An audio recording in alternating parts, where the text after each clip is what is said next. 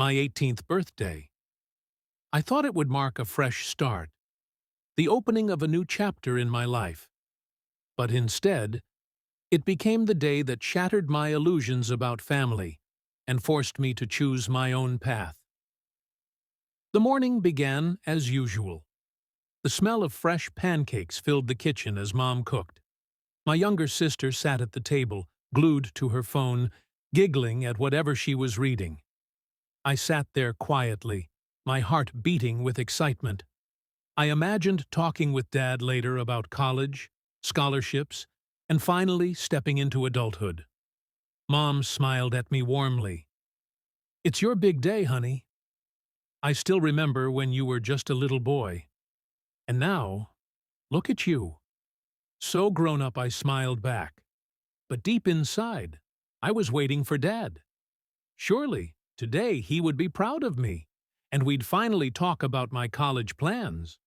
But what came instead was something I could never have imagined. The bombshell after breakfast, Dad called me into the living room. His face looked heavy, serious. He placed a stack of papers on the table and motioned for me to sit. "We need to have a serious conversation," he said, his voice firm. Mom stood in the corner, wringing her hands. My sister suddenly found her phone fascinating, avoiding my eyes. Then Dad dropped it. "We sold your car. And we used your college fund." My stomach dropped. "What? What do you mean? You used it?" I stammered. Dad sighed heavily. "Your sister is in financial trouble. She racked up $22,000 in credit card debt. Designer clothes, spring break trips. She can't pay it off with her part-time job. We had no choice," Mom quickly added. "You have to understand her. She's young, she made mistakes. But we're family, and family helps each other." Finally, my sister raised her head and said with a straight face, "I worked hard in high school. I deserve to enjoy senior year. Things got out of control, but with your help, I can move forward." Then Dad pushed the papers toward me. "This is a loan agreement. We need you to co-sign. That way, we can pay off the remaining balance. If you refuse, well, then you'll need to make other living arrangements." I froze. The car I had counted on for college, the savings my grandparents had built for me since I was born, gone. Now, on my birthday, they expected me to sacrifice my future for my sister's mistakes. My decision. That night, I sat in my room for hours, staring at the papers. My acceptance letter from the state university was still pinned to the wall. I thought about all the nights I worked late shifts at the grocery store, all the effort I put into keeping my GPA high. And now, it was all slipping away because of someone else's carelessness. So I wrote a letter. I poured out everything I'd held in for years.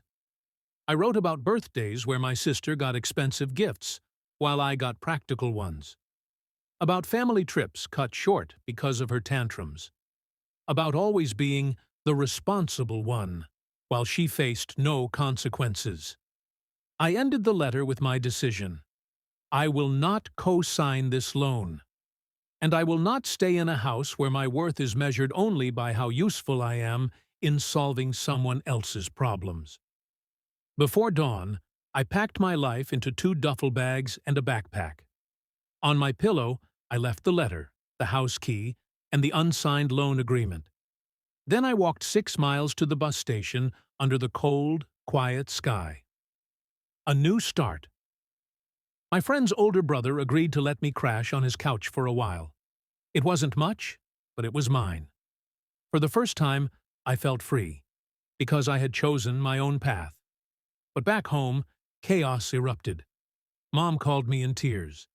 "Please, come home, sweetheart. We can talk this through. Maybe we can adjust the loan, make it smaller.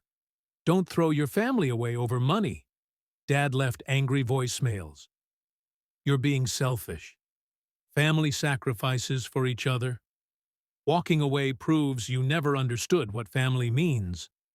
My sister texted me furiously at first. "You're so dramatic.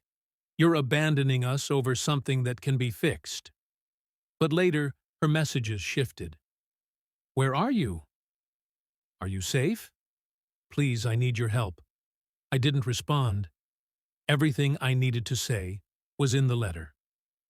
Consequences. Weeks passed. My aunt eventually reached out and told me what was happening at home. Dad's consulting business collapsed under debt. My sister's enrollment at the private college was revoked because she couldn't prove financial stability. Mom had a breakdown and had to be hospitalized. They had gambled with my future and lost everything. Meanwhile, I found stability. I rented a tiny studio apartment, picked up more shifts at work, and saved for college. My manager even promoted me for my work ethic. For the first time, my efforts were mine alone, not overshadowed by my sister's needs. 6 months later, my sister enrolled in community college while working full-time to pay off her debt. Dad took a corporate job for steady income. Mom started therapy and part-time teaching. As for me, I started college that fall. It wasn't debt-free like it should have been, but it was mine. Every class, every dollar paid, every step forward came from my own choices. The ending, there was no reconciliation, no dramatic reunion, only truth. My family had shown me exactly who they were when they thought they could use me to clean up someone else's mess. I believed them, and I walked away.